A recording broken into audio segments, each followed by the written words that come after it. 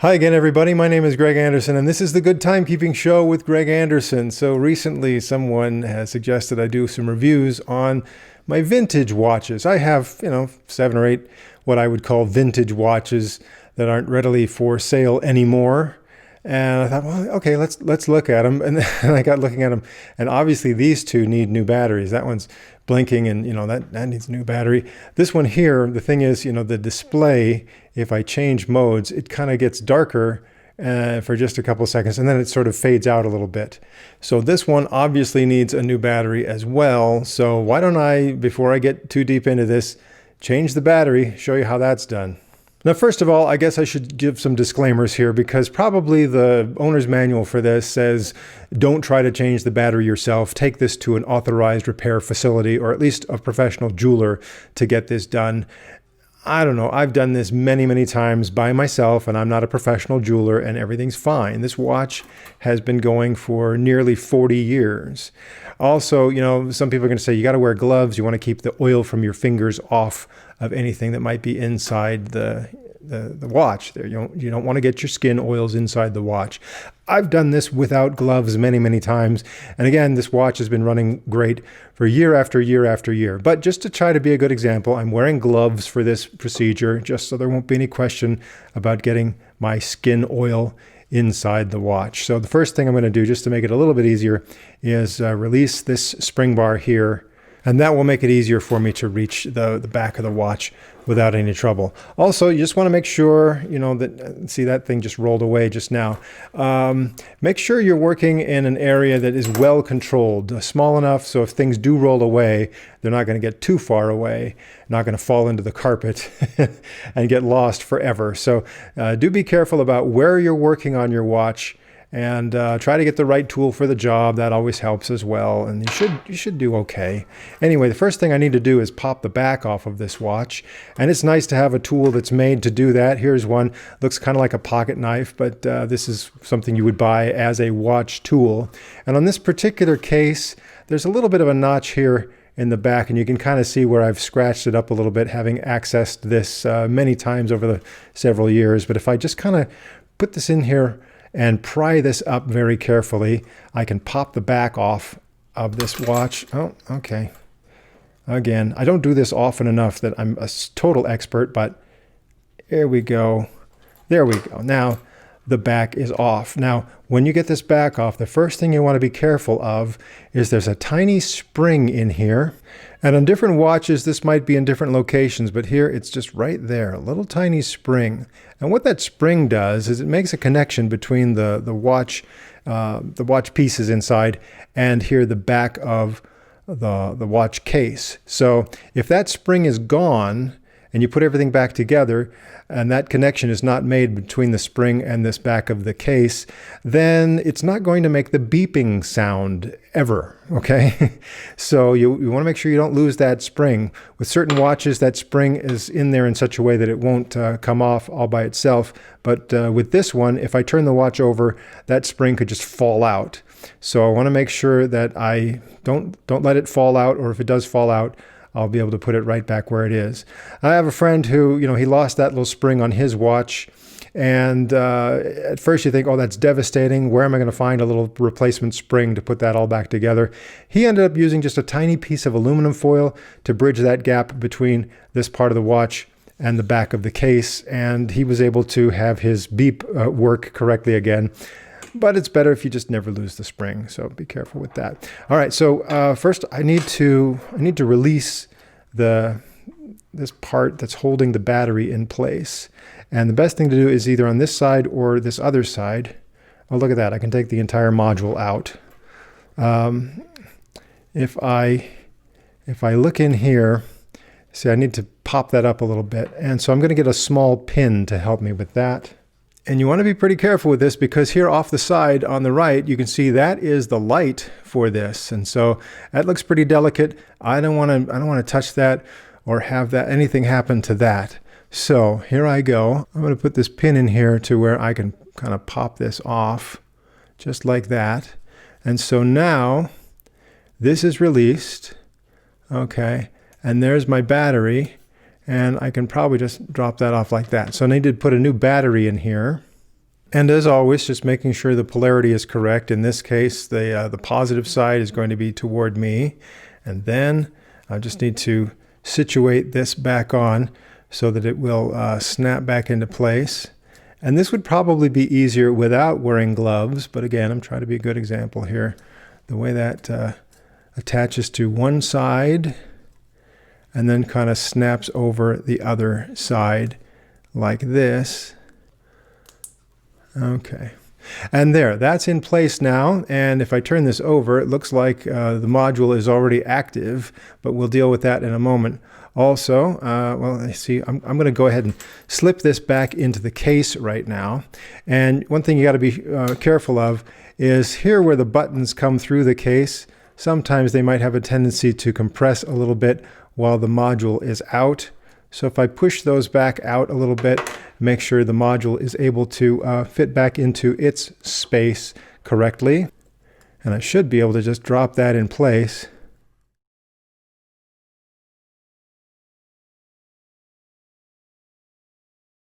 Okay, when you push the buttons, there's a little metal piece that compresses next to each button. So you want to make sure that the module is well seated in there and those buttons are able to move freely. Okay.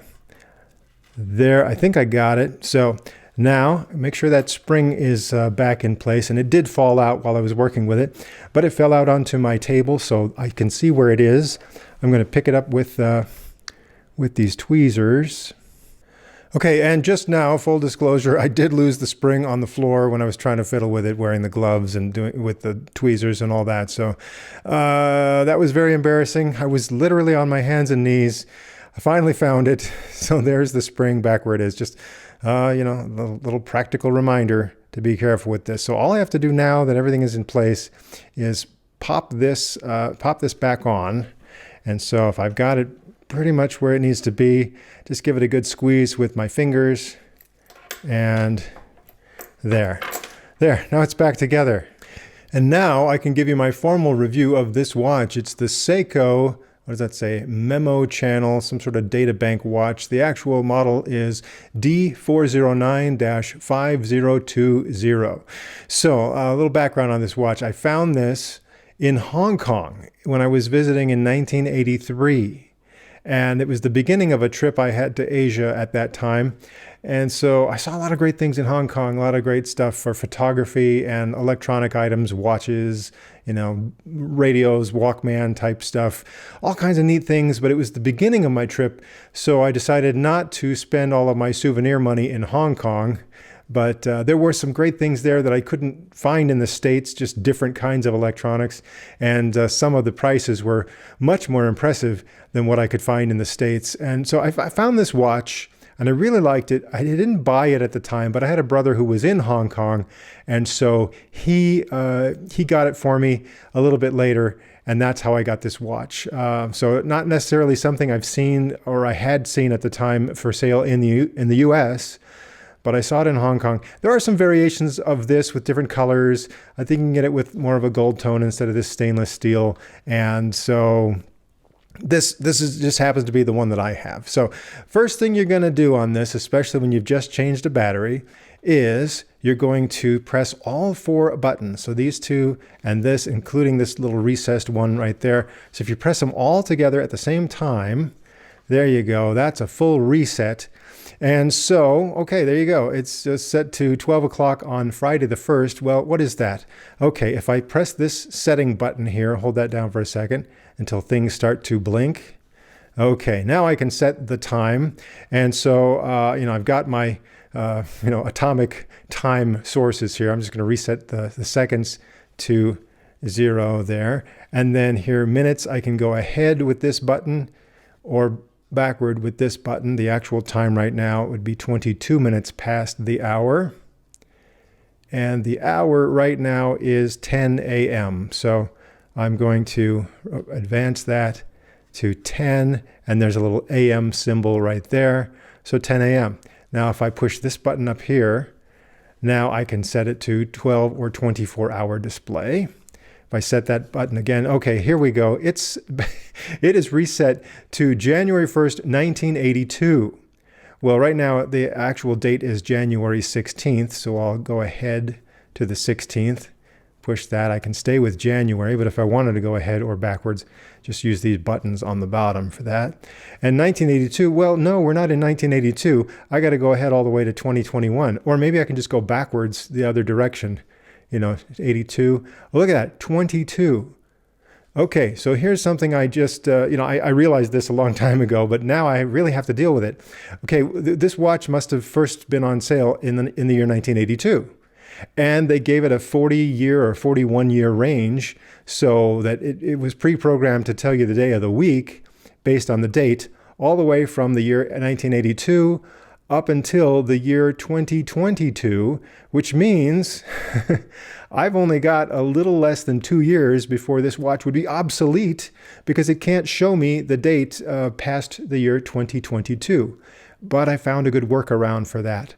What you need to do is look at the calendar and figure out, all right, what's another year that matches the year 2023 as far as the day of the week being the same for each of the days of the year. And so I found there were a couple different years back there, but the easiest thing to do is take the current year and subtract 28 years, and that actually lines up with leap year and all those variations. Then it's good to go for all the way to the year 2050 if all I do is subtract 28 years after I get past the year 2022. So now it's a time traveler watch.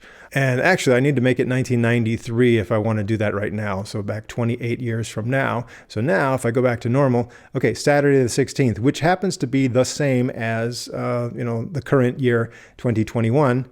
It's Saturday, the 16th of January. Next year, it'll be the year 2022, and that will line up with the year 1994. 2023 will line up with 1995, and 2024 will line up with 1996. And also, since those are both leap years, that's going to line up as well when February has 29 days. So that's a quick workaround. If you have an older watch like this, and for some reason it won't allow you to set the date to a year past a certain limit, just take whatever the current year is, once again, and subtract 28 years, and it'll line up just fine, and I'm good to go now with this watch to the year 2050. However, in about a year and a half, or maybe as long as 2 years, I'll have to change the battery again anyway. So here's your basic readout on this watch. Okay, the next thing it has is an alarm. So if I go here, it says 12 o'clock a.m. for the alarm setting and memo off. I'll get to the memo in just a moment, but here I can easily, set the alarm to some other time, hours and minutes. Okay, let's just set that to say, 10:30, coming up in just a few minutes. And this memo thing, I can select memo off or memo 1, 2, 3, 4, 5, 6, or 7. And I'll show you how that works in just a moment. And if I press this button here, the alarm's all set, things stop blinking, I'm good to go to the next mode. So I press this mode button down here, and the next mode is a stopwatch. So I can start the stopwatch right there with that button on top, and then this button down here would be the lap or split time setting right there. And I don't remember how far this goes before it resets to 0 and keeps going. I think it's kind of an unusual number. Like if it gets to 19 hours, 59 minutes, 59 seconds, I think then it will go back to 0. If I'm wrong about that, I'll put a note down in the description of this video. But it does go for several hours anyway. And then if you don't stop it, it will reset to 0 and keep going. I can stop it there and reset there. So a nice simple stopwatch. So those are the main functions and features on this watch.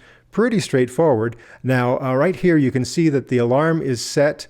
Now, right here is the alarm icon to show me that the alarm is set to go. But if I go back here to the alarm screen and push this button on top, then that goes off. So now the alarm is set, but it's not going to go. But if I press this again, it will go. So that's what the alarm does. Okay, so I'm back here. Now, the only other major thing that this does is that memory thing. What can I tell you about the memory thing? If I'm in this mode right here and I push this button up on top, then I see the memory settings. And so it's kind of pre-programmed the factory default for these 7 screens of memory. It says, this is your memory watch. Let us memorize anything you like. For example, telephone numbers, card numbers, name, and address. So those are the 7 memory screens. And if you want to, here's a nice trick. You push these 2 buttons at the same time here. And that does 2 things. First, it puts it on a scroll mode where it automatically scrolls through the 7 memory screens. And also, you may have noticed right there, a little bell icon has shown up. And that means I have just activated sounds on this watch.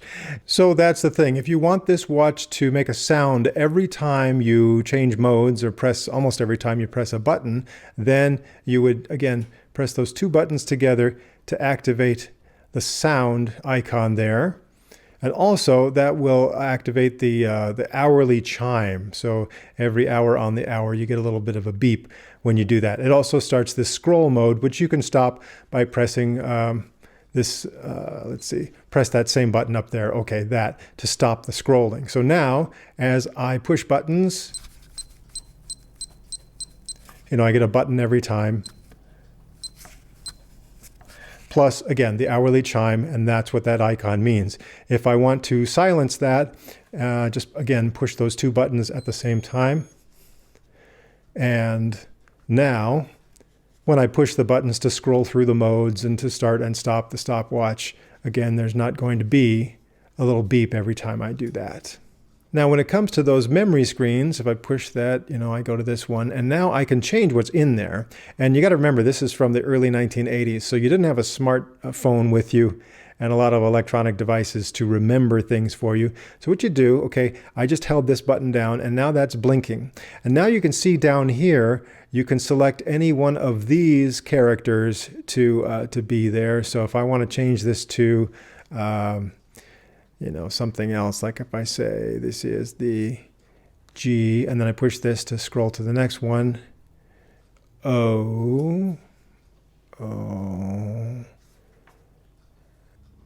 So there you get the idea. You can change this to any numbers or letters or some of these symbols down here. And so that was kind of a nice way you could, store somebody's phone number or card number or whatever you wanted to on any of these memory screens. So here's what I'll do. I'm on the regular timekeeping screen. I'm going to go ahead and go to the alarm screen, and I'm going to set this to, like say 10:37. And here in Memo, I'm going to say memory screen 1. So now back to regular timekeeping mode. And in just a few seconds, it'll be 10:37. And let's see what happens when the alarm sounds at 10:37 now that I've set it up this way. Okay. Not only do I get the alarm, but I also have it then alternating between the regular time screen and the memory screen number 1, which I just customized there a moment ago. So those are the cool things you could do in the early 1980s with this Seiko watch. And again, if you want to just have it scroll through all the various screens, all I had to do is push those 2 buttons at the same time. And if I wanted to completely do a factory reset, especially after you change the battery, what you do is you press all 4 buttons at the same time. So there you go. Now, I want to say I got this watch about the very end of 83 or the very beginning of 84. So that means that I've had it for about 37 years. And I would say it's held up pretty well for 37 years old. I like this bracelet. Kind of nice. It's a little bit thinner compared to some of the watches that are available today. And that's nice too. Just kind of lightweight, thin, and nice. You can see where it's worn away a little bit there. And you can see kind of discolored there where the shiny silver colored surface has kind of worn away. You can see a little bit beneath that. But hey, for being this old, I think this one has held up pretty well. So if you can find one out there, I don't know, maybe on eBay or whatever, they probably stopped selling these just a couple of years after I got this, for all I know. But this one has held up well for me. I wore it through college. I wore it when I was in South America. Well, let's see. There are a couple of scratches on the crystal there, and this feels more like a glass crystal. I'm not exactly sure what this material is, but I haven't been able to polish that crystal and get the scratches out. It's okay. It doesn't look that bad, but over the years, of course, it's seen better days, but it still works. And I wonder, they didn't expect this really to be in use past the year 2022. They probably didn't expect it to be used past the year 2000, for all I know. But we'll see if we can keep this going to the year 2050 by simply subtracting 28 years from the date setting whenever I do this, and that's going to keep me going for a long, long time. Oh, and I forgot to show you what the light looks like on this watch. A classic 80s style, little tiny incandescent even bulb on the side. So it's not great, especially compared to what we're used to seeing today. But, it's vintage, and hey, it still works. All right, that's all for now, and I hope you'll join me soon for another episode of The Good Timekeeping Show.